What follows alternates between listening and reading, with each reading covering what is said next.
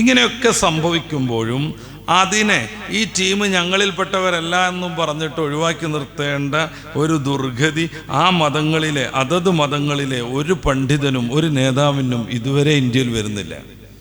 നമ്മൾ ഗൗരവത്തിൽ ആലോചിക്കേണ്ട ഒരു സംഗതിയാണ്. ഇതുവരെയും ഇപ്പോൾ പലയിടങ്ങളിൽ അഖ്ലാഖുമാരെ പോലെ തല്ലിക്കൊല്ലുന്നു, പലയിടങ്ങളിൽ ഭവനഭേദനം നടത്തുന്നു, കൊള്ളയും കൊള്ളിവെപ്പും നടത്തുന്നു. ഈ കൊള്ളയെയും കൊള്ളിവെപ്പിനെയും തള്ളിപ്പറഞ്ഞുകൊണ്ട് ഞങ്ങളുടെ മതം അങ്ങനെയല്ല എന്നിങ്ങനെ നിരന്തരമായി പറയേണ്ട ഒരു അനിവാര്യത മുസ്ലിം സൊസൈറ്റിക്ക് അല്ലാതെ മറ്റൊരു വിഭാഗത്തിനും നമ്മൾ കാണുന്നില്ല. എന്തുകൊണ്ടായത്? മുസ്ലിം പേരുള്ള ഒരാൾ ചെയ്യുമ്പോൾ അത് ഇസ്ലാമിൻ്റെ പ്രശ്നമായിട്ട് പർവ്വതീകരിക്കപ്പെടുന്നു.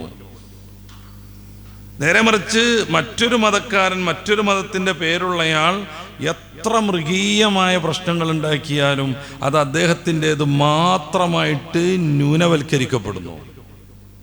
അത് അദ്ദേഹത്തിൻ്റെ മാത്രം വിഷയമായിട്ട് അങ്ങോട്ട് പോകുന്നു. അതൊരിക്കലും അയാൾ ഉൾക്കൊള്ളുന്ന മതത്തിലേക്കോ പ്രസ്ഥാനത്തിലേക്കോ ചേർക്കപ്പെടുന്നേയില്ല.